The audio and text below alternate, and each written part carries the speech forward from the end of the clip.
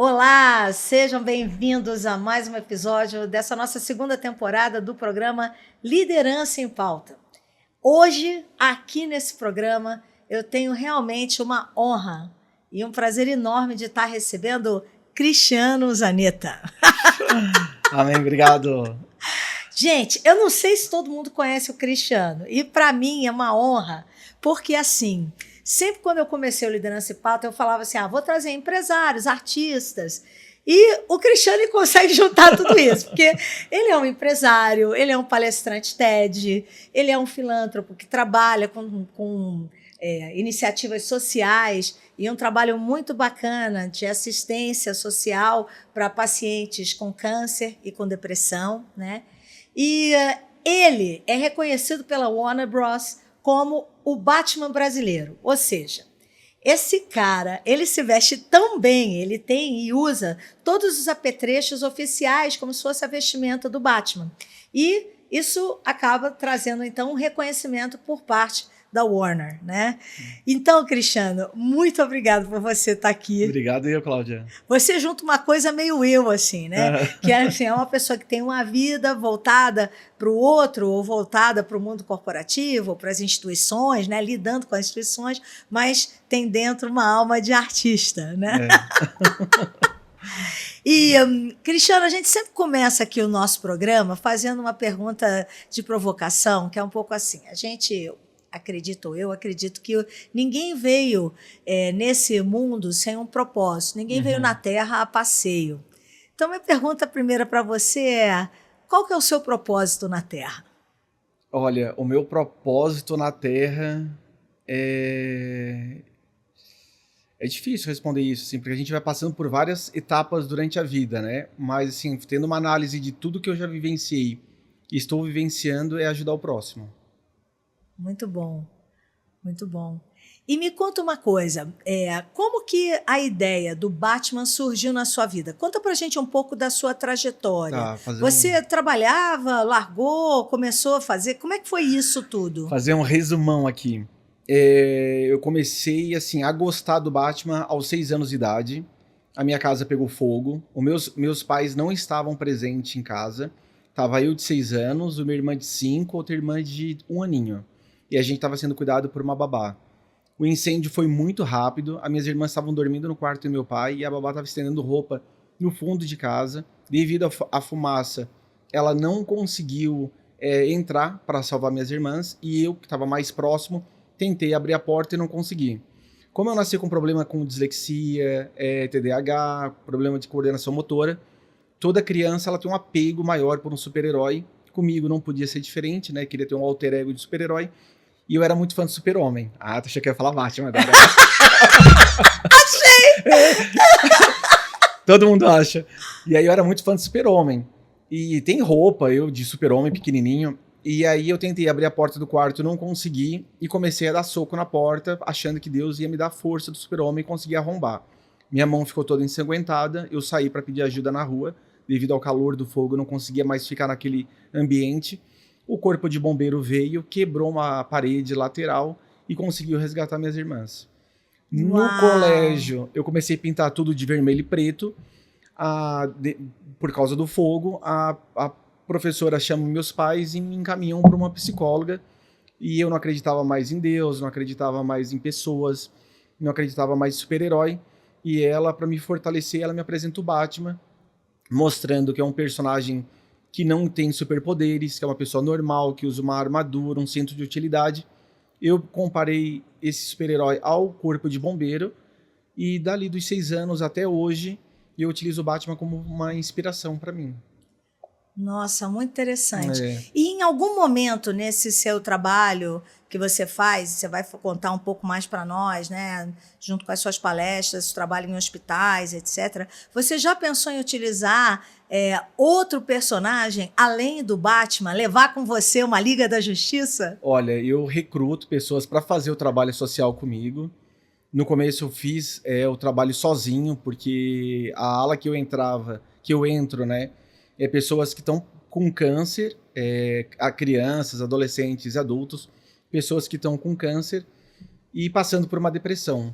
né? E eu só aprendi que esse quadro existia devido ao meu pai. Eu já fazia um trabalho de palhaço nos hospitais, Ah, é? fiz curso de Klaus, tudo certinho.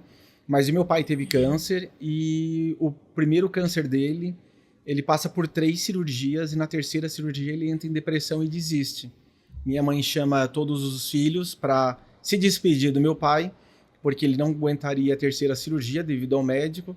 E eu acabo motivando meu pai para ele se operar. Eu trago uma memória do passado, onde ele gosta muito de ver filme, e eu falo para ele sobre uma cena do Gladiador, que ele entra na arena e tem que lutar com 6 soldados extremamente fortes.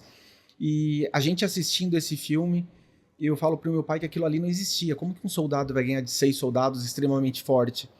E aí meu pai dá um pause, assim, ele olha para mim e fala assim, cada espadada que ele dá é como se fosse a última da vida, tanto na defesa quanto no ataque. E eu reproduzi esse momento pro meu pai no hospital. Eu falei para ele, o senhor tem que ser esse gladiador, tem que ir para essa cirurgia como se fosse a última da vida, mas tem que ir forte. E aí a minha esposa estava grávida de 5, 8 meses na época, eu pego a mão dele, coloco na barriga dela e projeto um sonho meu, que era eu e a minha filha ver o meu pai pescar. Meu pai é filho de pescador, adorava quando ele estava no mar, tarrafiando. Ele fecha os olhos e se concentra. Um médico entra na sala e fala, Daniel, vamos operar? Ele abre os olhos e mostra uma força interior muito grande. Eles tiram meu pai da sala, o médico volta e fala, o que falaram para ele que ele está motivado? Conversando com o médico depois, ele me explica que as pessoas que acabam falecendo pelo câncer é 3 motivos. 1, descobrem a doença muito tarde. 2, não têm acesso ao medicamento correto para o tratamento. E 3, pessoas que entram em depressão.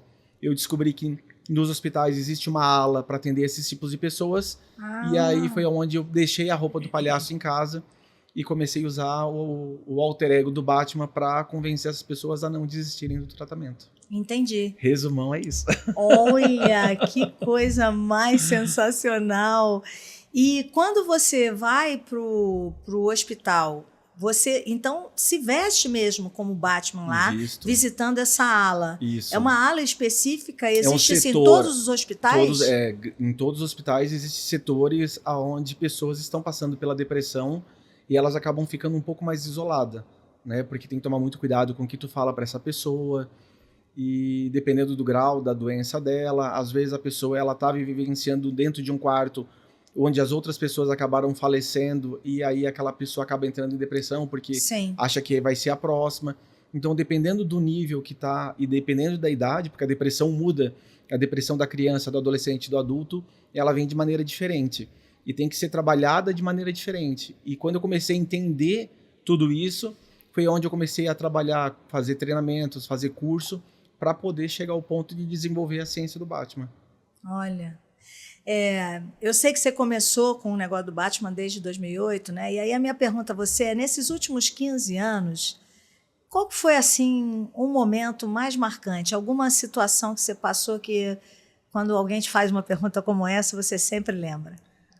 Olha, na verdade, tem várias, assim. Eu sempre digo que essa pergunta sempre as pessoas fazem para mim e eu sempre respondo que eu venho na minha cabeça em primeiro, assim. Quando eu comecei a fazer o trabalho social, que eu saí dos setores onde eram permitidas visitas e eu comecei a entrar em setores que não eram, o que fez eu quase desistir, porque o desistir é um abismo muito profundo, mas com uma beiradinha muito próxima de uma pedra para outra, assim. Sim.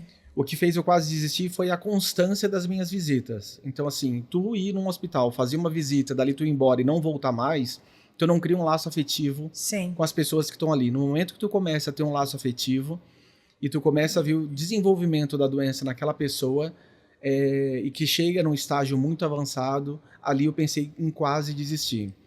Depois de um tempo, um outro aspecto que fez eu quase desistir foi quando uma criança estava curada e essa criança passa-se uns 5 anos de que tem que fazer um acompanhamento e nesse período de 5 anos ela volta já com cabelinho, já mais forte, que estava com outro câncer.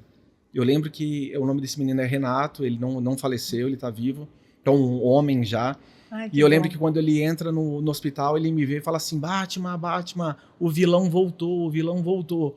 E eu sabia que ele tem que passar por todo um processo de novo. Ali eu quase freiei, assim, mas continuei. Um outro estágio, Cláudia, foi quando o hospital me chamou para fortalecer uma menina de 13 anos que ela teria que amputar uma perna. Ali eu questionei até Deus na minha vida, assim, tipo, um momento muito difícil. Muito difícil. Então, assim, foram várias passagens, assim. Mas quando tu fez essa pergunta para mim, me lembrei do Fanuel, que foi um menino que eu acompanhei dos 3 anos até o 8. E no último estágio da vida dele, o pai dele liga para mim para eu fazer uma visita e eu tava passando por uma crise de cálculo renal. E nessa crise de cálculo renal, eu conversando com o pai, eu falei, não tem como eu ir, que eu tô com muita dor. Eu tava deitado no sofá em posição fetal, não tem como eu ir. E aí ele falou, não tem problema, Cris. Eles não chamam de Cris, chamam de Batman. Não tem problema, Batman, mas só pra avisar, ele tá muito ruim. Por eu conhecer o pai muito tempo, eu entendi que esse muito ruim, ele tá partindo. Eu botei a roupa do Batman, minha roupa pesa 25 quilos. Caramba. A sensação térmica dela é de 50 graus. Eu falei pra minha esposa, dirige, que eu não tenho condições de dirigir. E foi a única vez que eu fui pro hospital só pra ver uma criança. Esperei esse menino acordar. Quando esse menino acordou, eu tava do lado dele, ele olhou pra mim e disse o seguinte, Batman, eu sabia que tu vinha. Ali, eu comecei a entender o lado do estoicismo. Tem coisas que eu posso mudar, tem coisas que eu não posso. No outro dia, ela faleceu. Eu vou chorar, a voz vai embargar, mas é normal, assim, eu sou muito chorão. Não, cara, puxa. Porque é muito forte, né? Não, muito forte, muito impactante realmente, né? E esse negócio que você falou, né, do menino, o vilão voltou, né? Toda essa saga do Batman, ele enfrenta vários vilões, né? Então, talvez uma pergunta aqui que caiba é: quem é o vilão para um paciente? Quem é um vilão para você no seu trabalho do Batman? Olha, para o paciente depende muito da idade, assim, né? A gente sabe que o vilão é a depressão, no setor que eu trabalho. No setor que eu trabalho é sempre a parte da depressão. A criança, quando ela entra numa depressão, é quando ela identifica o pai, ou a mãe, ou os avós, quem cuida mais perto dela ali, identifica uma tristeza muito grande na família.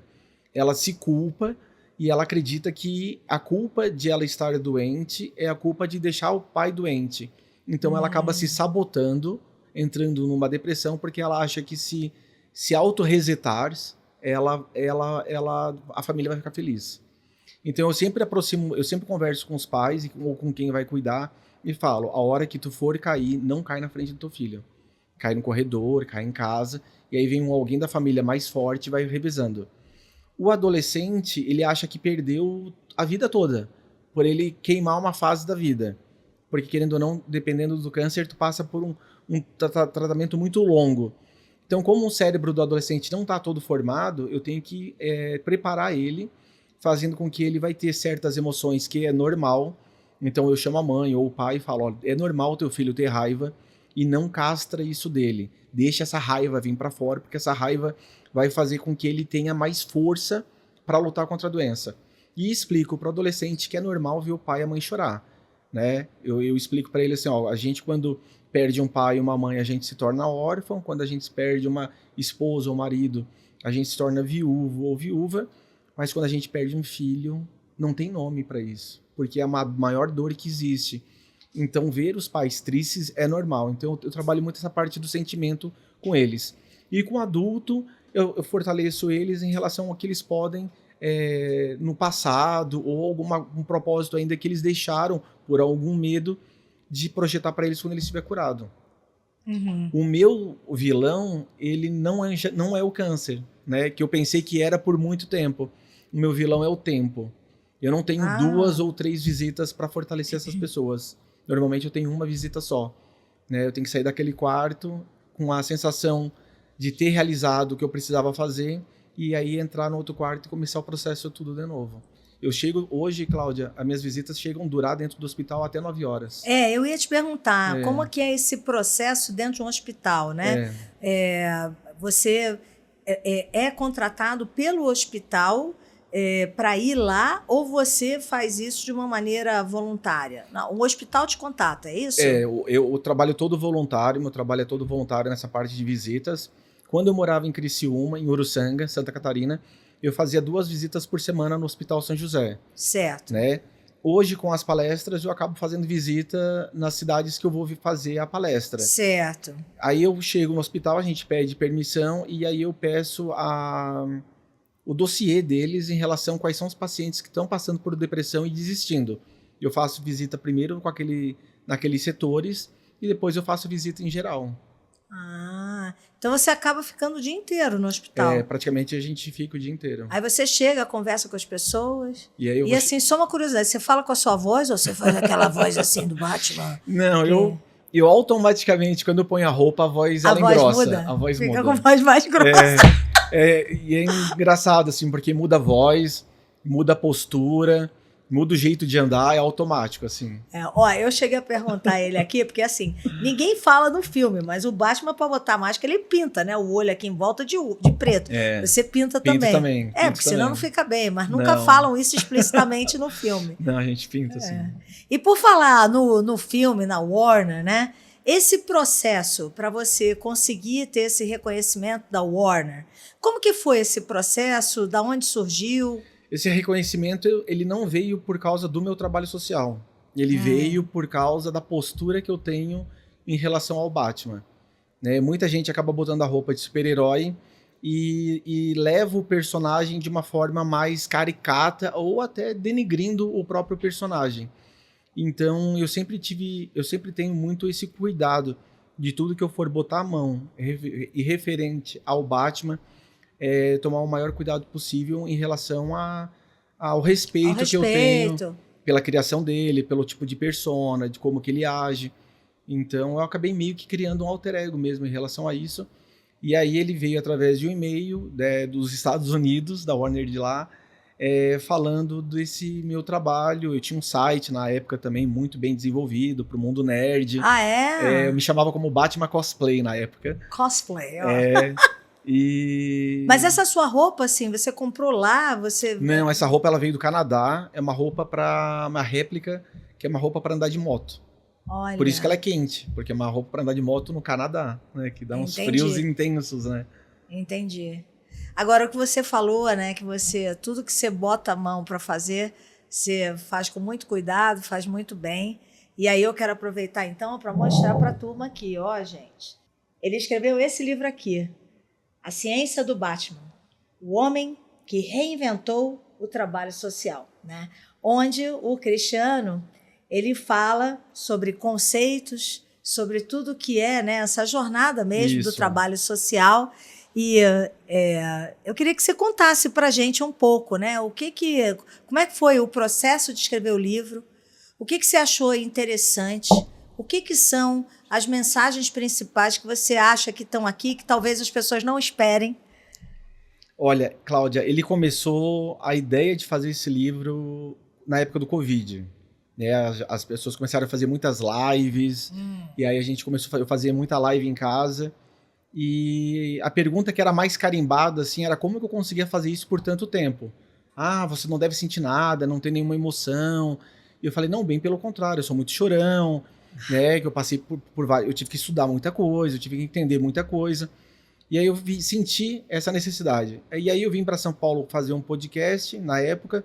Na volta, o avião acabou pegando a turbina, um drone ou um pássaro, a gente fez um pouso forçado. Nesse pouso forçado, eu estava bem confortável em relação à minha filha, porque eu sabia que ela tinha uma imagem muito boa de mim em relação à minha existência, sempre tive muito perto dela, a minha empresa, a minha esposa, mas eu senti uma necessidade e uma dor por todo o conteúdo que eu tinha desenvolvido nesses 15 anos, ele estava guardado no meu computador, porque a gente fica procrastinando. E aí eu tive a ideia de fazer o livro e eu tive uma dificuldade por ter dislexia de conseguir escrever de uma maneira que eu conseguisse passar para as pessoas toda a minha expertise e toda a minha realidade dentro do hospital. Aí passei por umas 2, 3 escritoras, acabou não dando certo, acabei conhecendo a Mica, que é minha assessora, por ela fazer o trabalho social comigo dentro do hospital, a gente morar junto, Ela é minha ghostwriter, não só do livro, mas dos artigos também da Exame, sou colunista da Exame. Quando eu vi que ela escreveu o primeiro artigo, porque eu mando áudio para ela e ela reproduz, e através da escrita, eu falei, esse livro pode dar certo. E aí a gente começou a desenvolver, levamos 1 ano e 3 meses para deixar ele pronto. É um livro que, para mim, assim, eu fecho com chave de ouro. Se Deus quiser me levar amanhã, eu deixo um legado para o mundo de todo o ensinamento que eu tenho. O primeiro capítulo é contando um pouco da minha história. O segundo é falando o que é ciência. E eu sempre tive uma paixão pelo Batman. Todo fã do Batman, né, tem assim um desejo de como se tivesse um filme, como que seria um filme do Batman. E eu sempre tive um sonho de ver um filme do Batman onde ele passa por uma situação complicada e ele sai daquela situação e mostra como, atrás dos bastidores, como que ele aprendeu com seus mentores e seus mestres para sair daquela situação. Então, meu livro ele foi baseado nisso. Ele foi baseado nas ciências que eu aprendi e tive que modelar. E dentro de cada capítulo que tem cada ciência, tem uma história específica, uma história real, que eu tive que utilizar essa ciência para conseguir salvar alguém dentro do hospital. Olha... Não, e a gente estava falando um pouco também, né? A maioria dos livros que as pessoas hoje escrevem, elas adotam aquele roteiro padrão da jornada do herói. Uhum. Até isso você mexeu nesse livro, né? Até isso eu mexi.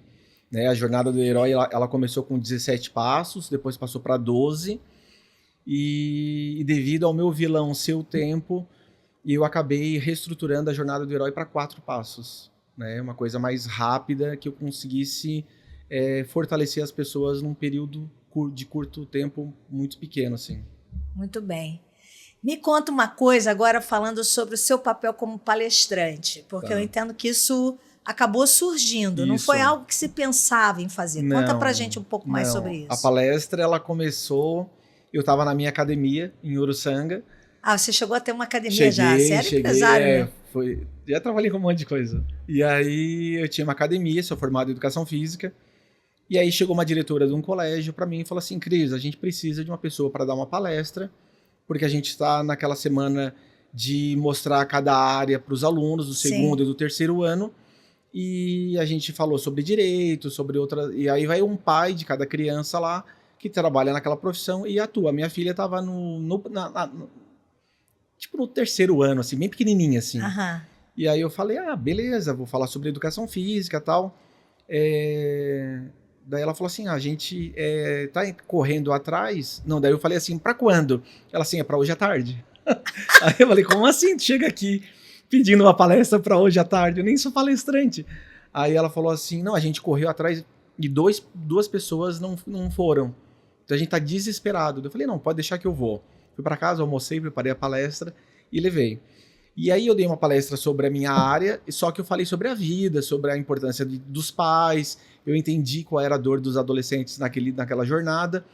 E aí esses adolescentes chegaram em casa na hora da janta ali e tal, começaram a contar, e os pais nos outros dias, cidade pequena, ligaram para o colégio agradecendo. Olha, meu filho não falava comigo, minha filha estava brigada comigo, minha filha não arrumava o quarto, mudou a estrutura daqueles jovens. Como a cidade era muito pequena, a dona Maria, que é presidente de uma ONG da cidade, que é amiga do peito, uma ONG voltada mais para mulheres, ela me vai na academia e fala assim, Cris, soubemos que tu deu uma palestra muito boa no colégio e queremos uma palestra para as mulheres com câncer. São 52 mulheres e vai ter mais os seus familiares. Tu pode palestrar? Aí eu falei assim, palestrar para pessoas com câncer, eu sou muito chorão. Mas de Batman eu consigo manter uma postura. Eu posso ir de Batman dar uma palestra para vocês, então? Elas vão adorar. E aí na outra semana eu fui dar uma palestra de Batman. E aí começou assim. Aí em 2016 a gente passou por uma crise muito grande no Brasil, a empresa estava passando por um problema financeiro muito grande, não tinha como eu retirar recurso dali, eu não tenho uma ONG, não tenho instituto, é tudo recurso meu. Eu tive a ideia de palestrar nas empresas para contar um pouco a minha história de vida. E aí, dentro dessas palestras das empresas, uma pessoa de uma empresa, ela chega para mim e fala assim, tu deveria falar mais sobre vendas, porque a gente viu que tu convence muitas pessoas num setor totalmente muito mais complicado. E aí eu fui indo aí chegar onde que eu tô hoje. Olha, e em 2019, o Cristiano, ele teve, né, uma palestra sua reconhecida como a melhor palestra TED Isso, daquele ano, né? isso. Sobre o que era essa palestra? A Conta mais pra palestra... gente. Não, essa palestra foi a mais difícil que eu já dei. É. A palestra TED, porque assim, tu só tem 15 minutos, e aí eu tenho TDAH, eu esqueço muita coisa, e aí eu... Mas não passa o teleprompter na frente? Não, Ah, é de não, cor? Eu pensava que o pessoal lia. Não, ali na minha época não. Ele tem um círculo vermelho, tu fica em cima desse círculo, e aí a minha roupa era muito quente, normalmente eu ando na palestra pra poder ventilar igual um tubarão, assim, eu tenho que estar andando pra pegar um pouco de vento. E eu tinha que ficar parado, não podia andar. A palestra era muito restrita em 15 minutos, tu passa por um monte de etapas até tu ser vinculado como um palestrante TED. E eles queriam que eu contasse a minha jornada do amor em relação ao que eu venho fazendo. E aí, quando eu tive que fazer o teste para falar, eu tentei cortar a minha origem, porque eu teria um pouquíssimo tempo. Eles falaram, não, tu tem que contar a tua origem. E aí tinha um vídeo que eu passo do Fanuel, que é um vídeo de 3 minutos, quase 4. Eles queriam que eu colocasse esse vídeo também. Eu falei, gente, eu só fiquei com 6 minutos para falar do meu trabalho, porque tantos minutos é para falar da minha vida, eu tenho um vídeo de 3 minutos, então eu tenho muito pouquíssimo tempo, e dentro do que eu faço, é uma linha tênue entre o ridículo e o sucesso, né? Porque naquela época uma pessoa se vestia de super-herói, fazia o que eu fazia, então eu compactei a minha palestra muito, muito intensa, assim, e ela ficou muito forte. Eu lembro que no final da palestra veio um senhor e ele falou assim, olha, tu pegou muito pesado, assim, porque tu falou muita coisa dentro de um hospital que a gente não tá preparado para ver. E eu falei para ele, vocês precisavam entender porque eu não tinha tempo para desenvolver ela como eu tenho hoje numa palestra de 1 hora e meia. Eu tinha 6 minutos para falar que o meu trabalho ele não é igual um trabalho dos Doutores da Alegria. Ele é um trabalho com uma realidade totalmente diferente. E ali foi muito impactante, assim, porque como eu tenho muita emoção, eu tive que me conter muito atrás daquela máscara para contar relatos de casos muito fortes, né? Olha, que interessante. Quantas pessoas já viram essa palestra? Eu nem sei, eu nem me acompanho muito nessa parte de números, assim. Minha assessora que fica mais ligada, mas eu posto coisa de madrugada. Hoje eu postei uma foto da minha filha às 4 da manhã. Foi? E a gente fala assim, mas não, o pessoal não vê, tem que ser às 7 da noite. Fala, não, quando eu sinto o coração... Esse pessoal de rede social é assim mesmo. Quando eu sinto o coração... É isso. Eu posto, assim. Mas isso é o que a gente tem que manter, né? Por isso que eu falei que você é uma pessoa que me enche de honra estar aqui, porque esse é um pouco do lado do artista. A gente, podem ter as regras, mas a gente também intui, né? A gente também tem essa coisa da intuição, do que vem no coração, na alma, né? Para colocar para fora, né? E me conta uma coisa, o que o Cristiano, quando não é o Batman, nem o palestrante, o que você gosta de fazer nas suas horas livres? Olha, é difícil de separar o Batman do Cristiano, assim. Tô sentindo que esse Batman tá usando o espaço da agenda. Assim, eu gosto muito, assim, eu vivenciei muito tempo na minha vida com esporte, né? Meu irmão é formado em Educação Física, eu fui formado em Educação Física, eu cheguei a criar uma modalidade de exercício. Mas, assim, esses últimos anos, o livro ele me consumiu muito. Assim, eu tive que diminuir o número das minhas palestras. Foi muito difícil, a gente reestruturou o livro 3 vezes, ele já estava pronto, tive que reestruturar de novo, porque é muita história vivida dentro de hospitais e para achar a história mais, não é mais perfeita, mas a que mais se adapta àquele capítulo, isso foi muito difícil. Quer dar, né?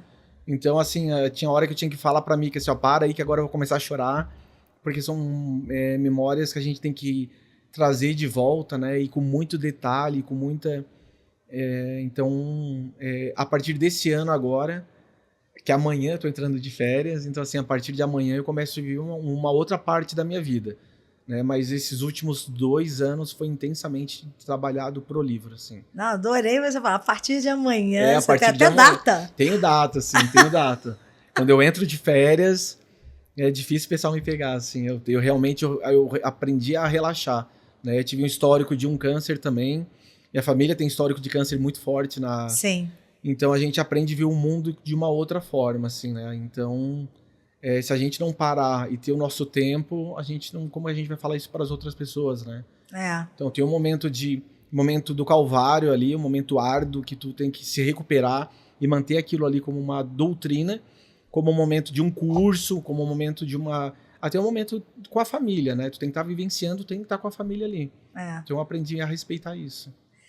Cristiano, você sabe que é muito interessante nessa hora aqui que eu estou te entrevistando, né? E no que a gente já conversou em outros momentos, né? A gente percebe você uma pessoa muito consciente, muito iluminada, né? Mas eu não tenho dúvida de que quando a gente também cresce numa jornada de aprendizado, a gente convive com pessoas que são nossos mentores, assim como o Batman tinha o Alfred, né? Que era um pouco de tudo, né? Acolhe, cuida das coisas, esconde o segredo, dá força, né? Enfim, quem é o seu Alfred? Você teve alguém ou alguém, não sei, que outras pessoas, mais de uma, que cuidaram desse aspecto, foram seus mentores ao longo da vida para você conseguir chegar nesse estágio que a gente vê realmente de evolução até como ser humano? O Alfred, ele entra muito como um crítico pro Batman. Ele não chega a ser um mentor. Olha que interessante. Essa é a leitura sua? Não, essa é uma leitura minha. Se tiver alguém aí que é fã do Batman, pelo amor de Deus, mas é uma leitura, assim. Olha que interessante. O crítico, ele é muito importante, né? Tu pega, assim, por exemplo, um crítico da culinária. Ele não sabe desenvolver um prato de comida, mas ele tem a visão panorâmica não só da comida, mas do atendimento, de como o talher é colocado na mesa. Tanto é que a gente tem aquela Michelin, as estrelas Michelin, né? Que veio por causa do pneu Michelin, que era para as pessoas rodarem mais o carro nos Estados Unidos e poder desfrutar. Então começou bem aleatório. Como tem o crítico de cinema, que é a pessoa que não faz filme, que não é um ator, mas ele tem uma análise dentro de um filme que às vezes a pessoa não consegue ver. Então ele faz uma leitura sobre aquele filme. Então, você ter um crítico na sua vida, ele faz você crescer. Porque ele sabe dizer a hora que é para dizer sim, a hora que é para dizer não, e você tem que ter um filtro para falar assim não, mas eu mesmo falando não, eu vou fazer. Porque eu entendo que o mentor, ele te guia, ele fala o caminho para te levar. O crítico, ele te mostra as consequências. Olha, você até pode ir, mas vai acontecer isso. E é o meu pai. O meu pai, quando o livro estava pronto, eu mandei ele ler, para ele dar uma olhada. Ele percebeu 2 erros que tinha no livro. Uma era uma data de uma pessoa que eu botei, uma data estoica, que eu me confundi em relação a quando ele começou seu estoicismo e quando ele nasceu. Uma coisa muito superficial. E em nenhum momento ele falou que o livro estava bom. Mas eu sei que ele gostou do livro, porque se ele não tivesse gostado, ele ia falar. Mas ele só resolveu o problema que eu precisava. Olha que interessante. Né? E em cima desses críticos da sua vida, normalmente a gente, por causa de um ego, a gente começa a bater conflito com essas pessoas. Mas são eles que fazem você se tornar uma pessoa melhor. Porque ele vai arrumando pedacinhos que outras pessoas não conseguem ver e tu vai se desenvolvendo como uma pessoa melhor. Né? Mas eu gostei desse ponto que você falou, que muitas vezes o mentor, ele mostra um caminho, ou ele faz uma boa pergunta, e o crítico, ele mostra as consequências. Por isso que o bom é um mentor que tenha criticidade, ou seja, que tenha o espírito crítico. Porque, de fato, esse vai trazer provocações que fazem a gente pensar mais. E sempre o exercício que a gente sabe que ocorre, que é deixar o ego de lado. Né? Porque, a verdade, quando a gente também pede ajuda, a gente tem que aceitar o que a pessoa traz em toda a sua essência, né? Nem sempre vai ser o que a gente quer, quer ouvir. Bem isso. Muito bem, muito bem. E, Cristiano, olha, a gente já está chegando aqui ao final. Realmente ter tido você aqui foi maravilhoso, né? Uma pessoa muito inspiradora, né? O nome do programa é Liderança em Pauta, né? Muitas vezes a gente pensa que líder é alguém que só tem time, mas eu não tenho dúvida o quanto você é líder no que você faz. Uma inspiração, um exemplo. Então, na verdade, a pergunta para você é: o que é ser líder para você? Olha, eu vou responder essa pergunta contando uma história. Vai. As minhas últimas jornadas desenvolvendo a ciência do Batman na prática, eu passei por uma situação onde teve um médico que estava fazendo uma residência na oncologia e tinha um grupo de médicos ali, e a hora que eu estava de Batman, ele olha para mim e fala o seguinte: para ti é fácil fazer uma criança voltar a fazer o tratamento, ou voltar a comer, ou voltar até a tomar água, porque normalmente na depressão elas param até de beber água. Porque tu usa o lúdico e tu usa uma roupa do Batman. E aquilo ali me doeu. Porque foi uma crítica muito forte de um ponto de vista onde essa pessoa nunca tinha me visto eu atuar como Batman no trabalho. Eu sei que para criança tem a parte do lúdico, mas pro adolescente e pro adulto não tem. Porque eles sabem que eu sou uma pessoa por trás daquela roupa. Até ao ponto de o adulto falar que, não, você é o Batman mesmo. E aí eu tomei uma decisão de, nos últimos 3 meses, eu ir de médico pro hospital. E aí a chefe da oncologia me chamava, eu botava um jaleco, pegava o estetoscópio da minha esposa, que ela fazia medicina, ela foi enfermeira por muito tempo, e eu ia pro hospital. Chegava na ala oncológica, a chefe da oncologia tentava fazer a pessoa fazer o tratamento, não conseguia, porque ela já me chamava por causa disso. Eu pedia para ela pedir para os residentes tentar fazer, e aí no final ia eu e conseguia fazer com que essa pessoa voltasse a querer fazer o tratamento. Em nenhum momento eu falava que eu era o Batman, ou eu era aquela pessoa que se vestia de Batman. E dentro desse trabalho, nesse setor, eu tinha que entender uma coisa do paciente que eu estava conversando. Eu tinha que mostrar para ele que realmente eu tinha uma importância para ele naquele momento e que ele podia contar comigo. E é o que acontece dentro da liderança.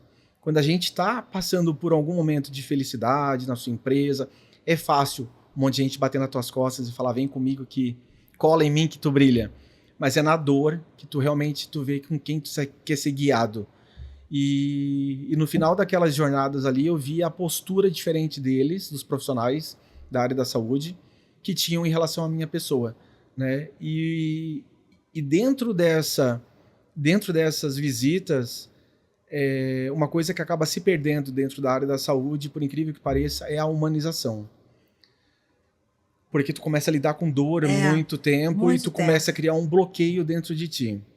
E nas empresas também. Raramente tem essa parte humanizada dentro das empresas. A gente acha que existe, mas não existe. E dentro dessa pergunta, a gente vivencia várias eras do que a gente já passou, né? A era agrícola, a era industrial. E a gente está saindo de uma era, eu acredito muito nisso, que é a era da experiência, a era de um produto tem que ter uma experiência, não só a funcionalidade dele, mas precisa exercer uma experiência. Mas devido à inteligência artificial, a gente passou por uma nova era agora, que eu chamo a era do herói. Se tu não for o herói para as pessoas que tu trabalha, se tu não for herói para a tua empresa, se tu não tiver algo humanizado dentro do que tu vem fazendo, tu vai falhar nessa próxima era. Porque a inteligência artificial vai ser melhor do que tu. E ponto. Muito interessante isso que você acabou de falar. Porque justamente tudo que eu tenho estudado sobre inteligência artificial fala isso, olha, ela substitui várias coisas, mas ela não substitui o humano. Algo que você faça de uma maneira humanizada, né?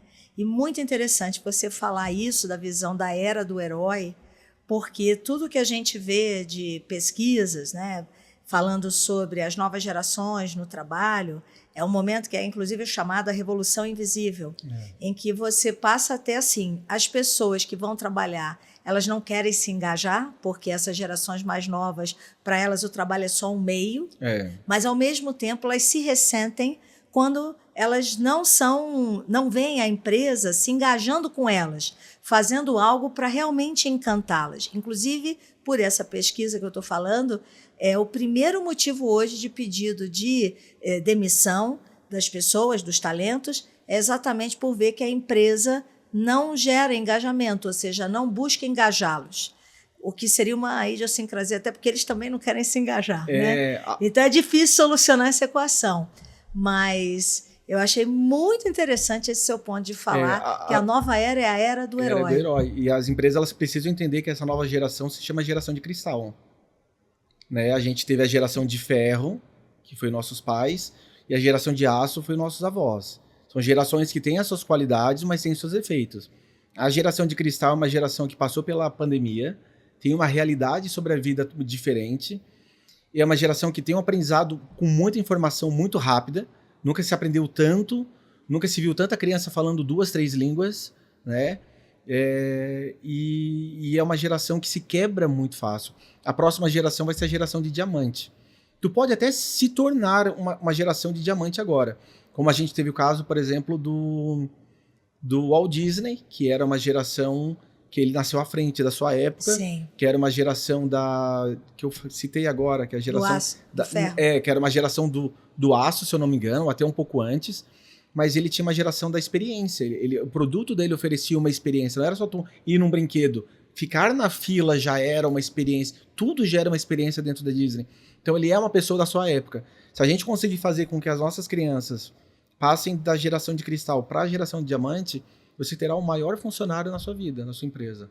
O maior sócio, o maior líder. Porque ele vai aprender. Tem um livro, Se Tornando a Prova de Bala, que é de uma agente da CIA, nos Estados Unidos, que ela fala sobre como se blindar em relação a isso, e o foco do livro é sobre humanização. Como eu tive que me tornar humana dentro de um serviço que eles faziam com que eu não fosse humana, né? Que era interrogar, guerra. Sim. Então, se você hoje quer dar uma dica para sua empresa, é trabalhar a humanização dentro da sua empresa. Você vai transformar a era de cristal numa era de diamante. Sensacional, não é? Quanto aprendizado. Cristiano, muito obrigada pelo seu tempo. Muito obrigada. Posso dar um presente? Ave, olha... Tá, um já é o livro, que tu já sabe que é o livro. Gente, tô curiosíssima. Obviamente, antes de vir aqui conversar com ele, procurei na Amazon para comprar, tá esgotado. Vai ter mais, vai ter mais. Invejinha, vou ter o livro. Outro é esse batiranga aqui, que é produzido numa empresa de um colega meu chamado L Grave, o Anderson.